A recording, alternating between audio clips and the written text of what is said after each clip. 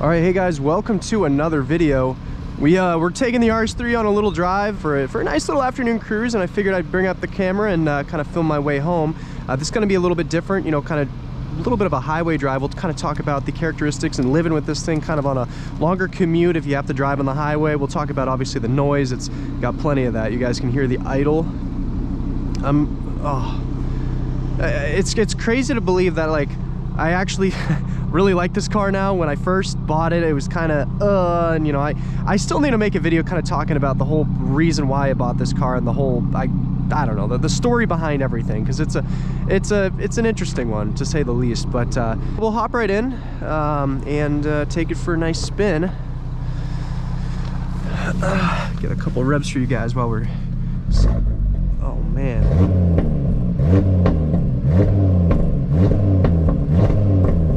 I think it's almost time to throw in some downpipes, or a downpipe for that matter. But God, what a sweet ride. I really like this car, guys, and it's to the point where I'm worried that I'm driving it too much. Guys, I've put around, I mean, let's do the math, 13,000 miles in this car so far, and you know, it's still climbing. It's hard to believe that I've done that, and you know, I've barely owned the car for a year. It's been March and we're November, so you know, I would say I average maybe around 15,000 miles a year. But now the topic of conversation is, let's find something else. You know, this car is basically financially, you know, we've taken care of any kind of like payments on this car. I think it's time to jump into something else. I think it's, you know, time to really kind of put a little bit of risk into it, into the channel, into the business, and try something a little different. Maybe not a Volkswagen or Audi product, which, you know, to some of you guys would be a little wrong to do that, wrong to kind of explore anything else. But I have such a soft spot for an M2 OG. The OG M2 with the N55 is an absolute beast, and it doesn't need to be a manual transmission for me to like it, because I really like the dual clutch in that car. It's just another thing that may break, and you know, again, you have to service the dual clutch a little bit more frequently. You know, I can't imagine the replacement of a clutch versus, you know, the servicing of a DCT. You know, factoring those costs in, it'd be interesting to kind of see the true differences. But my assumption is that dual clutch auto is going to be a little bit more expensive. About to approach the highway, and oh my God, this car is unbelievable. It's just, and a lot of it, again, it's always, I bring this up in every video, but it's the drama. It's truly the drama. This thing makes so much of the right noise, and it attracts so much attention. I'm not gonna say it doesn't. In most cases, it's the wrong attention. A lot of people don't like the sound. It is kind of obnoxiously loud, but I'll let you guys know too, I did fold one seat down in the back just to open up a little bit more noise. So this is, I guess, not a controlled environment where you guys are getting the exact noise. But again, you can do the same thing. Take out the floorboard and fold the seat down. Boom. Then you get the same experience. But I'm loving this exhaust system. And I know I was going to tell you guys sort of about the differences between, you know, I guess, well, longer commutes in this car, how loud it can be, how quiet it can be. And I'll tell you right now, when you close the valves, it's quiet. You just hear road noise, which, being an A3, it truly is one. They didn't really put too much sound deadening in the car. It's still an improvement over the Golfs, but it's only so much, you know, so that's something just to be mindful of. It's not going to be a dramatic difference versus you know, some of the higher up cars. But still, I mean, driving this car, I mean, it's not much wind noise. There's no whistling. I know, you know, a lot of newer cars with kind of the weird panels, you know, mirror caps, they kind of whistle. I know the Supra does that. This thing, not really. And again, whatever whistles, there's always a fix for it. But right out of the box, there's no issues with this car, and I'm so glad. On top of everything, we'll talk about drivability. I'm so glad I downsized to 18-inch wheels. I was able to fit 5 more millimeters on the front tire, so I'm rocking 35 sidewall all around. It's squared setup, no longer reverse staggered. He is ripping. Holy cow, Golf R. Whew. Yeah, so again, closed, and I'll downshift. I'll give you guys a couple tests, but downshift, dynamic. Let's go to 45. Closed. Closed. I think it's still kind of open. Yeah, so this is closed and then open. I don't know, maybe it does, maybe it doesn't pick it up, but I'll tell you, it's a huge difference in the cabin. No headaches in this car. But yeah, so again, I've been toying at the idea of looking into more of a daily driver car, and I've toyed with the idea of jumping into like an SQ5, an S4. But then I did a lot of research on those engines, and I know not every single one, and maybe I'm just a little naive, or I don't know much about it, and I need to do some more research, because that's true, I do.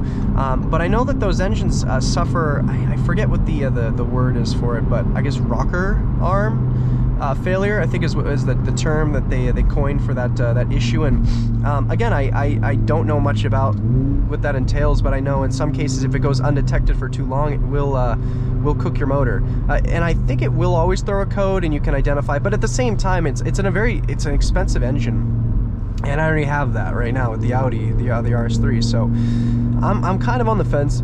I'm on the fence about jumping into an SQ5. My thing is, if I spend the money, I want something I would like, and you know, the SQ5 does kind of fit that. If you guys are like me, you probably watch Cars and Bids like a hawk. There was a beautiful, beautiful Macan GTS on there, and all I wanted was that car. And then I did some research, and I don't, you know, there's obviously, and I think I do kind of overcomplicate it by overthinking it a little, go figure, but I know that there's some PDK concerns with those cars beyond 100k miles, and you know, the one that was listed had 80,000, and you know, a PDK is a very expensive gearbox. It's no DQ500, it's no DSG, none of that. So that's kind of what deterred me from jumping into that, even though the price was, I think that thing sold for like low 20s. I don't even know, I think it sold, I'm pretty sure it sold, but regardless, it was a very good deal. So yeah, I don't know, we'll have to, I guess, do some more research on those. But a Macan is sweet, SQ5 is sweet, S4, you know, B8.5 is kind of neat, but then I think, you know, I'm buying an older car, do I really want that? But you know, again, I just have to get the mindset of it's a daily, it keeps miles off this car. But then I think to myself, this is a daily, you know, it's, I don't know, it's an expensive daily to drive, I'll tell you that. Maintenance is unbelievably expensive, just for the type of platform. At the end of the day, I view this car as kind of an A3, and I'm sorry, a lot of people hate to hear that, but it's true. And it's expensive. The brakes, you know, the diffs, and you know, and all of these things that you have to service, and you have to service at kind of a frequent interval, especially if you drive it a lot. You know, I drive my cars a lot, and I've already done 3 or 4 oil changes. Granted, I do a lot of oil changes, you know, preemptively, but you know, spark plugs, already did that. You know, you have to do those every 10 to 15k. You know, I already did my Haldex. No DSG yet. I'm surprised I haven't done that. Out of all things, I'm usually on top of it, but DSG is good at 40k, and I'm kind of just below that, 3/4 of the way, we should say. But you know, I'll probably do it a little early, probably at 35k. We'll see, but I mean, it's expensive, it adds up. And on top of that, you know, I like modifying my cars too and enjoying them that way. And you know, I think there's a lot of truth in kind of just, I don't know, in having a daily, in having something that's not expensive, because you know, I want to be able to try other cars, but I really feel like with this car, it's kind of limiting me. It is expensive. Let's get a little blast going for you guys. Stage 1, a 93 octane, and Subaru, you could not be in a worse spot, my friend.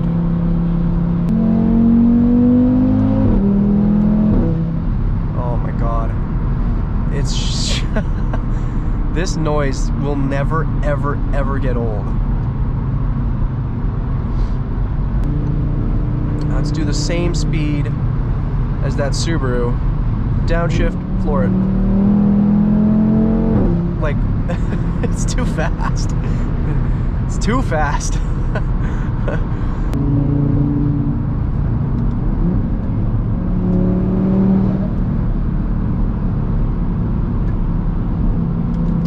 Well, I hope that's not a cop, because I see the thin blue line on the bottom right and a pretty blacked out tint, which I feel like is factory, but still.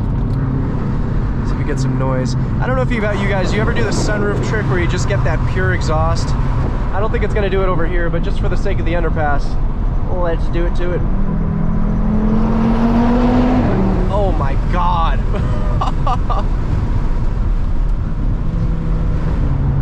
This thing is a heavy, heavy beast. Test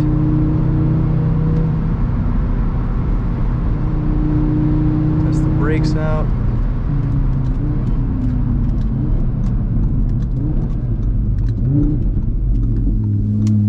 Unbelievable.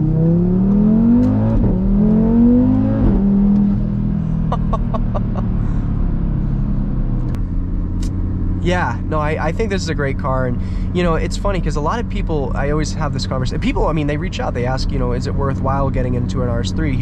These are the things I'm considering. And I always kind of like to phrase the question, well, how bad do you want the RS3? You know, why do you want the RS3 in the first place? Why is it in your list of consideration? And then, you know, from then on, I think you have to think about it long enough where you're like, okay, you know what, I want this car more than I thought, you know. And then a lot of people just kind of pounce on it because, I mean, these are great cars, and for the money too. I mean, realistically, to get into one of these, it's low 40s now. It wasn't the price when I went to purchase it. The prices were completely different, and I would like to say, well, I don't want to like to say it, but I definitely overpaid for this car. That being said, I'm blessed for the YouTube channel, so I can kind of take those L's. You know, the first year is going to be kind of a write-off in any of that regard, but that's okay because I like this car. I do. It's a great car, and I fell in love with this blue. This is a sweet blue. It was parked next to the Golf R, the Lapis Blue. I like that more, but I think this Aura Blue has a lot of redeeming qualities. Again, mostly in the light. You know, it pops. The metallic is unparalleled. You can't beat it.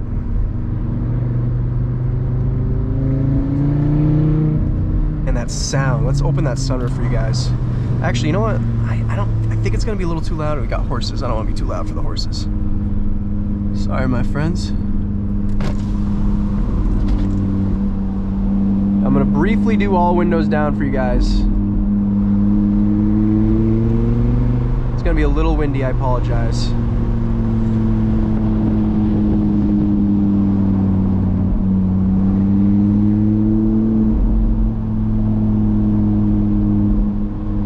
Let's give it fourth gear, and then I'll put a sport auto. We'll see if we can get some downshift crackles.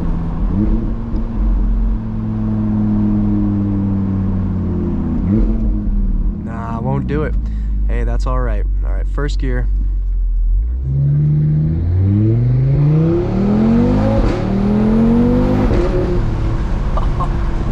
It's just something else.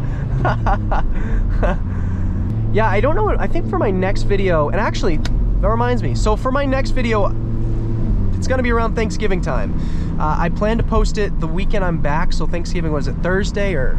I think Thursday, I'd like to say it is, and I'm gonna be home. I'm gonna be up in the White Mountains visiting the family, and I'd love to take my folks for a drive. But again, it takes a lot of convincing for my mom to get into this car. Not even go quickly, but to just get in it.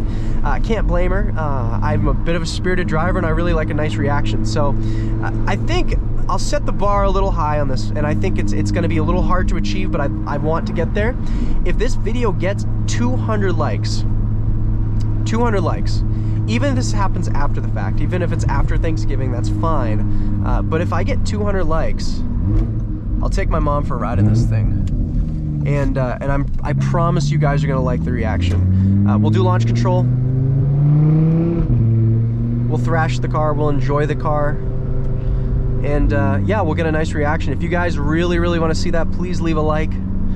If you hate the video, you don't have to leave a like, I get it. Not all the videos are for everybody, I know. But yeah, I'd love to do that. And again, that's the type of encouragement I need. I think if enough people want it to happen, I'm sure I can make it happen. Hear that crackle, guys? Oh, it's too good. Too good. So anyway, guys, leave in the comments below what you guys think about the idea of getting into like an SQ5, S4, and ultimately my dream car, beautiful GTI. I always see that thing. If you're the owner, sweet ride. I like the OEM Plus look. Even with the donut, I think it just works. But yeah, if you guys want to see you know, a specific car on the channel, leave a comment below. Let me know what you're thinking. What do you think is gonna really help push the channel to the next level? Because that's also the most important thing for me. You know, I live by your guys' advice. I know I put a lot of polls up and have you guys vote on cars, and you know, if I get an abundance of comments and people just reaching out saying, hey, you gotta, the car that I want isn't in your poll, why? And that's what got me into this thing. I had enough people reach out and say RS3, RS3, RS3, and I had to kind of, this is my my final kiss goodbye to the MQB cars. So yeah, we'll see. I'm excited to kind of see your guys your responses, and I'm excited to hopefully film that video with my mom. I think she's gonna, well, I think she's gonna hate it, but I think you guys are gonna like it. I'll certainly enjoy it, and we'll have a good time nonetheless. So yeah, I'll end it there, but thank you guys again for supporting me, supporting the channel, and I'm so excited to see, you know, again, as we approach the new year, where this channel will go, and I'm excited to bring you guys along for the ride. All right, thank you guys, and have a great Thanksgiving. Peace and love.